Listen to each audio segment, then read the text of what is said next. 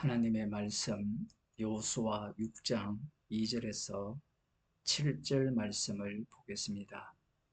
구약 성경 326쪽입니다.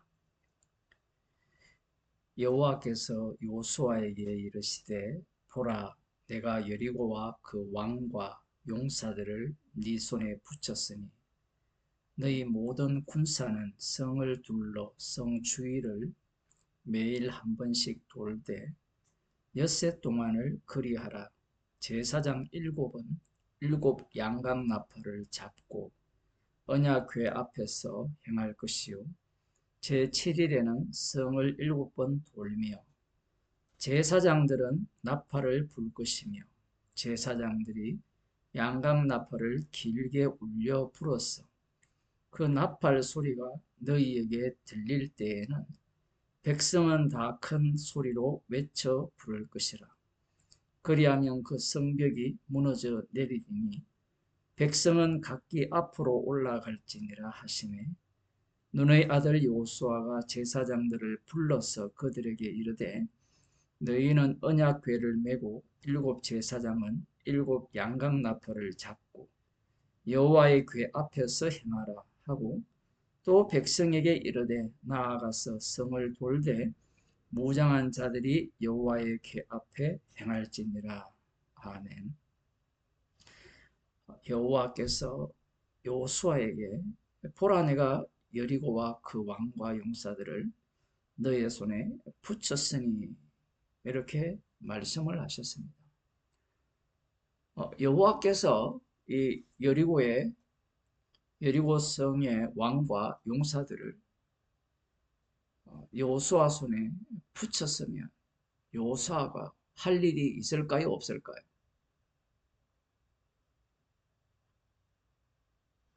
흔히 여호수아와 관련된 설교를 듣게 되면 순종을 강조합니다. 여호수아가 여호와의 말씀에 순종했기 때문에 제사장 7이 7양각 나팔을 잡고 언약궤 앞에서 행하고, 그 앞쪽에는 무장한 군사들이, 그 뒤쪽에는 무장한 군사들이 뒤따르면서 하루에 한 바퀴씩 7일째 7바퀴를 돌고, 양각 나팔을 잡은 제사장들이 나팔을 불 때 모든 백성들이 큰 소리로 외치면 여리고성이 무너지게 되죠. 이런 말씀을 보면 하나님의 일은 인간이 협력을 해야 된다라고 생각할 수밖에 없습니다. 하지만 우리들이 신명기를 통하여서 본 말씀에 의하면 이스라엘 자손들이 의로워서 약속의 땅을 얻는 것이 아닙니다. 아브라함과 이삭과 야곱에게 하신 맹세를 이루시기 위하여서 이 약속의 땅을 주시는 것이지. 그러면 이스라엘 백성들의 이 행위, 제7제사장이 7양각 나팔을 불고 언약궤 앞장서서 행하면서, 그리고 그 앞에는 무장한 군사들이 행하고 뒤따르는 무장한 군사들이 행하는 그 일, 하루에 한 바퀴씩 7일째는 7바퀴 도는 이 행위는 어떤 의미를 담고 있느냐라는 겁니다. 우리들의 그 글읽는 솜씨에 의하면 이들은 여호와의 말씀에 순종했다라고 볼 수가 있는 거예요. 그런데 과연 이것이 순종이냐라는 겁니다. 표면적으로는 순종인데 과연 이것이 순종이 될 수 있느냐라는 거예요. 이 순종을 통하여서 하나님께서 무엇을 말씀하시고자 하는 거냐는 겁니다. 여기에 보면 양각 나팔을 잡아라고 하죠. 나팔의 출처는 출애굽기 19장에 나옵니다.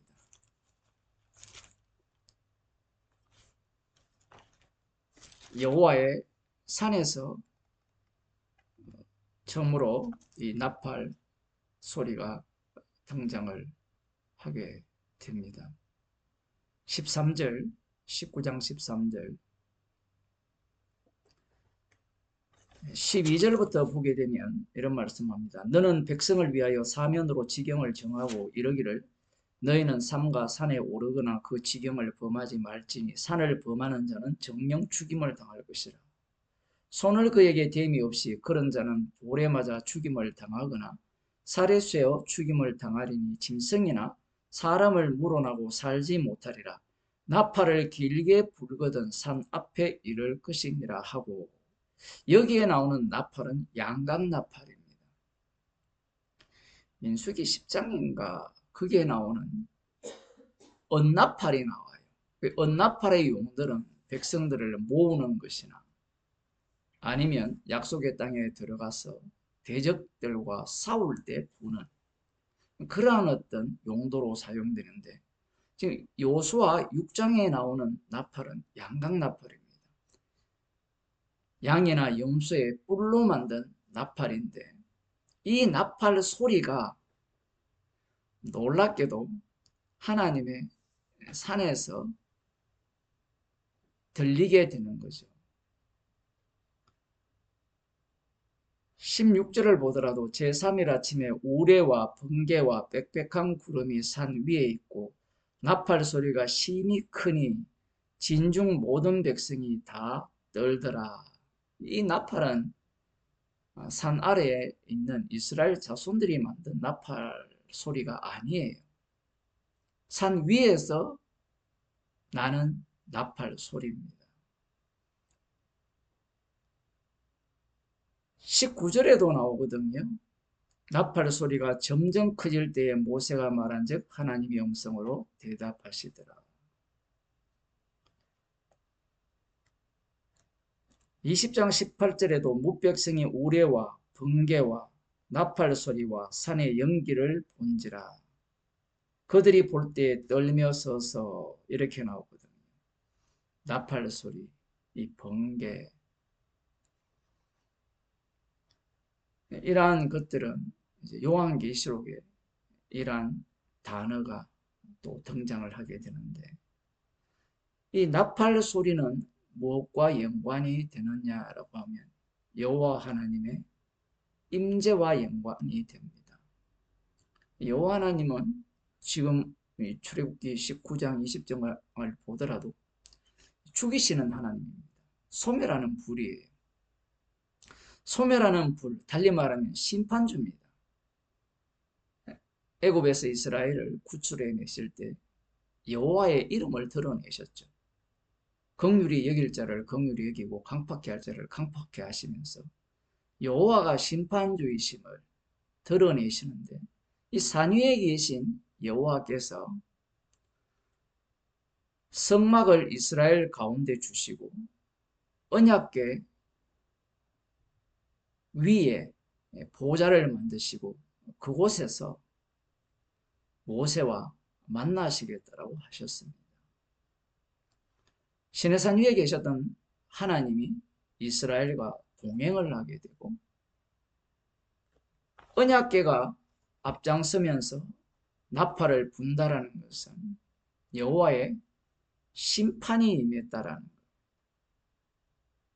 거예요. 언약궤는 어떤 의미냐라고 하면 방금 말씀드린 그러한 의미를 담고 있는데, 언약궤 안에는 땅에서 만든 돌판이죠.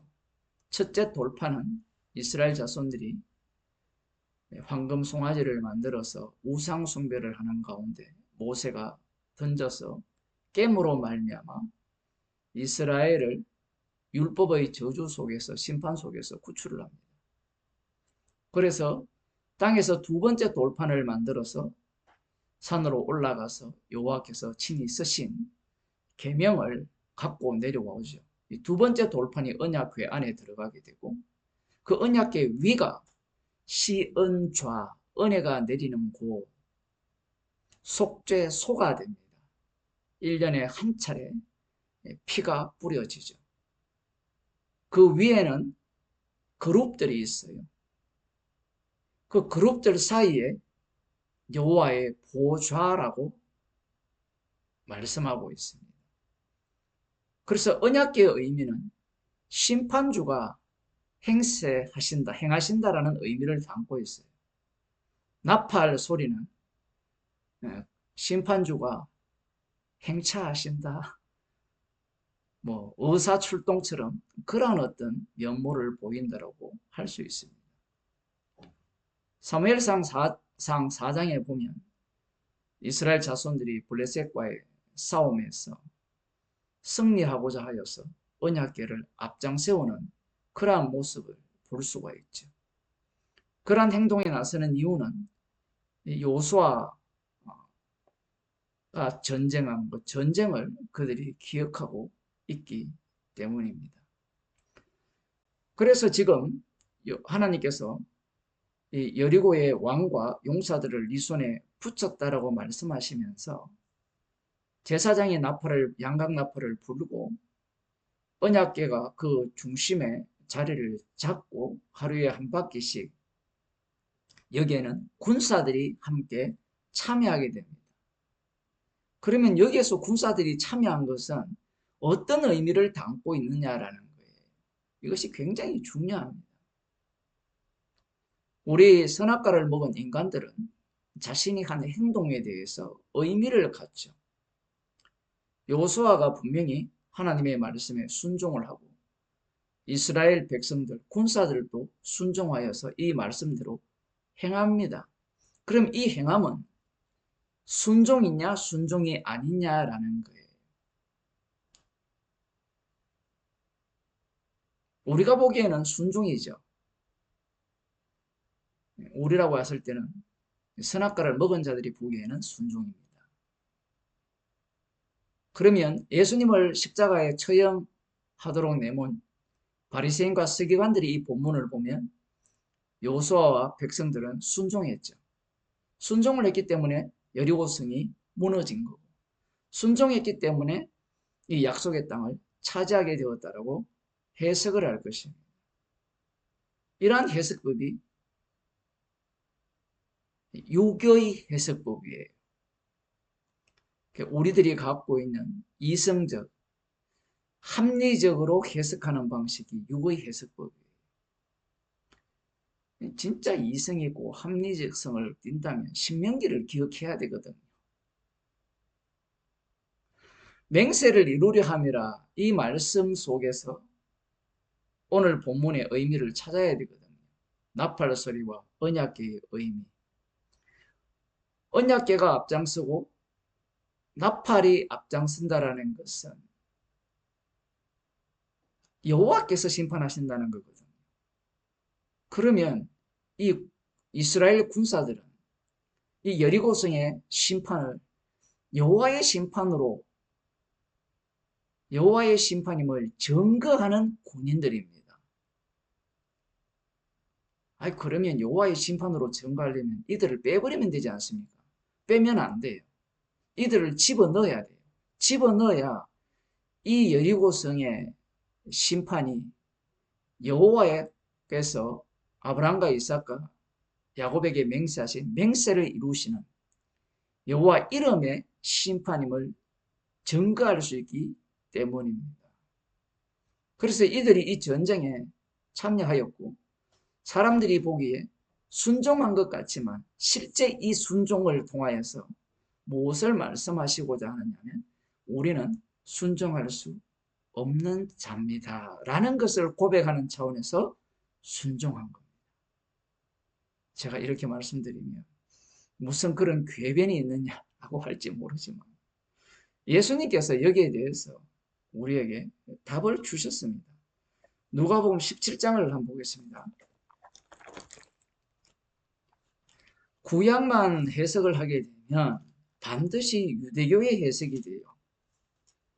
유대교의 해석이 좋은 이유가 뭐냐 하면 모든 인간들이 선악과를 따먹은 자들이 성경을 읽고 해석하는 방식이기 때문에 그래요. 그 해석은 나를 의롭게 하고 내가 영광받는 해석이기 때문에 그렇습니다.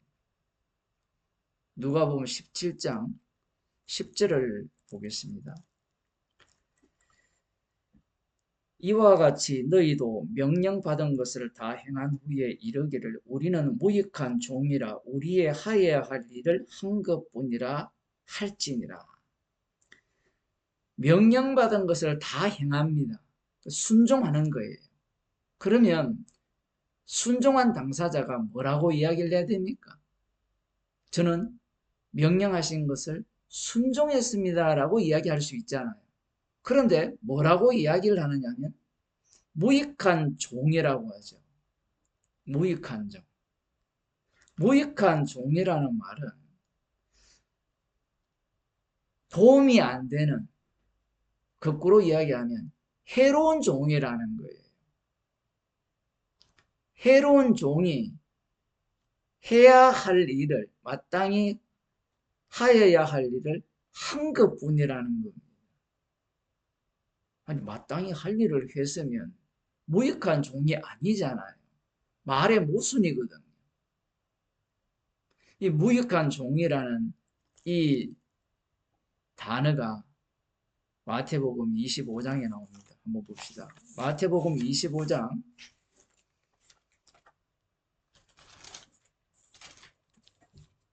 24절에서 30절을 보면 유명한 달란트 비유가 나오죠. 달란트 비유에서 무익한 종이 나옵니다. 이 무익한 종이라는 단어가 똑같거든요. 주님이 말씀을 하실 때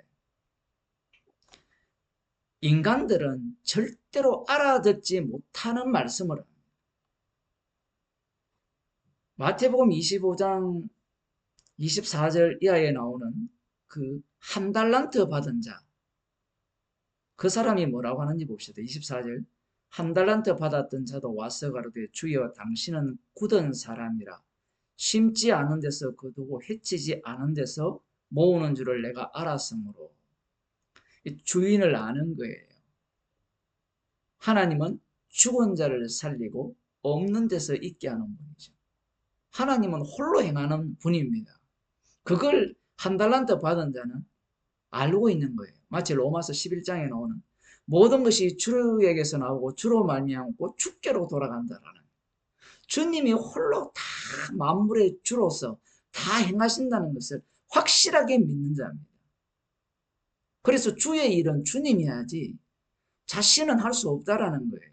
괜히 주의 일에 자기가 나섰다가는 주님의 일을 회방하고 방해한다라고 생각하는 거예요. 그래서 어떤 태도를 보이느냐면 당신은 굳은 사람이라 심지 않은 데서 거두고 해치지 않은 데서 모으는 줄을 내가 알았으므로 두려워하여 나가서 당신의 달란트를 땅에 감추어 두었나이다.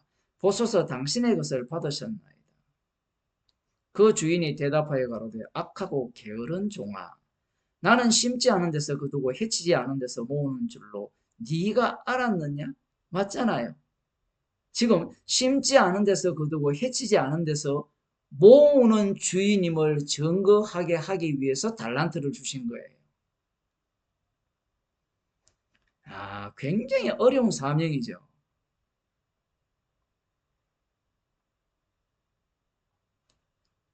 그러면 네가 마땅히 내 돈을 취리하는 자들에게 두었다가 나로 돌아와서 내 본전과 별일을 받게 할 것이니라 하고, 이런 말씀을 한 이유가 무엇이냐 하면 한 달란트 받은 자가 주인이 없을 때 뭘 했을까요? 달란트를 숨겨놓고 자기 일 했죠. 자기 일. 자기는 어떻습니까? 심은 데서 거두고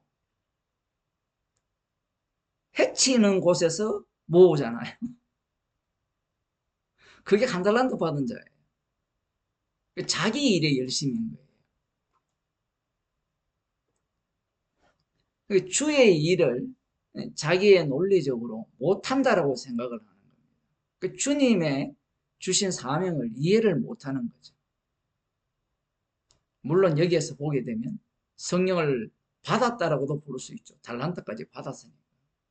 그건 사람들이 보기에 그렇게 보길 뿐입니다. 그런데 예수님께서 이 사람을 이렇게 합니다. 28절에 그에게서 한 달란트를 빼앗아 한 10달란트 가진 자에게 주어라. 무릇 있는 자는 받아 풍족하게 되고 없는 자는 그 있는 것까지 빼앗기리라. 여기에 보면 이 무익한 종을 바깥 어두운데 내어 쫓으라. 거기서 슬피 울며 이를 갈미 있으리라. 여기에 바로 무익한 종이 나와요. 무익한 종의 특징이 뭐냐 하면 악하고 게으르다라는 겁니다. 자, 그런데 누가복음 17장 10절에서는 명령받은 것을 다 행한 후에 무익한 종이라고 하죠. 그렇게 되면 이 앞부분에 나오는 5달란트 받은 자나 3달란트 받은 자가 뭐라고 고백해야 된다는 말입니까? 무익한 종이 오니 해야 할 일을 했을 뿐이라는 거예요. 마태복음 25장 여기 24절에서 30절에 나오는 말씀을 우리가 달란트 받았으니 열심히 남깁시다. 이걸 순종이라 볼 수 있거든요. 그렇게 행한 자는 지옥 갑니다. 그게 25장 마지막 양과 염소의 비유에서 나와요. 왜냐하면 자기가 남겼으니까 나는 순종했다라고 할 거 아니에요. 그런데 누가복음 17장에서는 무익한 종인이 해야 할 일을 했을 뿐이라고 고백하는 것이 구원받은 자의 모습이에요. 이 모습을 이 5달란트, 3달란트, 1달란트 받은 자의 이 통합된 모습을 누가 보이느냐 하면 사도 바울이 보입니다. 사도 바울이 사명을 열심히 감당을 하잖아요.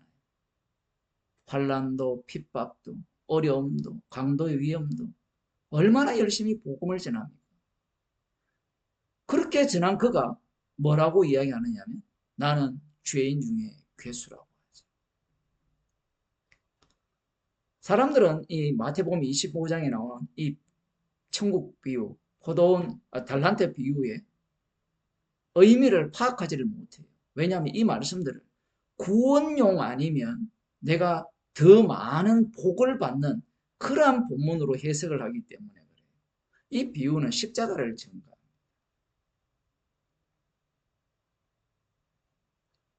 그래서 사도 바울의 일이 어떤 일이냐면 심지 않은 데서 거두고 해치지 않은 데서 모으는 분임을 증가하는 일을 한 거예요. 사도행전을 보게 되면 사도 바울이 복음을 전해서 예수 믿는 사람은 한 사람도 없습니다. 제가 이렇게 하면 바울이 복음을 전했을 때 뭐 비시디아 안디옥 사람에 있는 그들도 예수님을 믿었지 않습니까? 사도 바울이 복음을 전해서 믿은 게 아니에요. 그러면 제가 물어봅시다. 사도 바울이 어떻게 예수님 믿었어요? 스데반 집사님이 복음을 전해서 믿었어요. 주님이 친히 찾아오셨어요. 영생 주시고 작전된 자를 복음 전파자를 통하여서 주님이 친히 찾아오신 거예요. 사도 바울은 자기가 뭔가를 열심을 내어서 수확을 열매를 얻는 그 일을 한 게 아니라 심지 않은 데서 거두는 분임을 증가한 나는 주의 일을 할 수 없다라는 이야기입니다. 내가 만일에 주의 일을 했다면 우리가 보기에는 주의 일을 했죠. 복음을 전하고 순종을 했잖아요. 그 순종은 성령의 일이라는 겁니다. 성도가 성령을 받았다는 것은 나는 순종할 수 없는 자고 나는 어떤 일을 하더라도 죄인 중에 개수라는 말입니다. 성도는 십자가의 증인이에요. 기도하겠습니다. 하나님 아버지, 여호수아의 순종을 통하여 모든 인간들은 순종할 수 없는 인간임을 언약궤와 나팔 소리를 앞장세워서 명료하게 밝히시고 우리에게 십자가의 복음을 들려주셨습니다. 우리가 주의 말씀에 순종하는 이 모든 일들이 주님의 일이요. 십자가를 전가하기 위해서 우리 자신들은 죄인 중에 개수로 드러남을 감사하는 주의 백성이 되게 하옵소서. 십자가에서 주님이 홀로 다 이루셨음을 증거하는 증인으로 살아가게 하옵소서. 예수님 이름으로 기도드리옵나이다.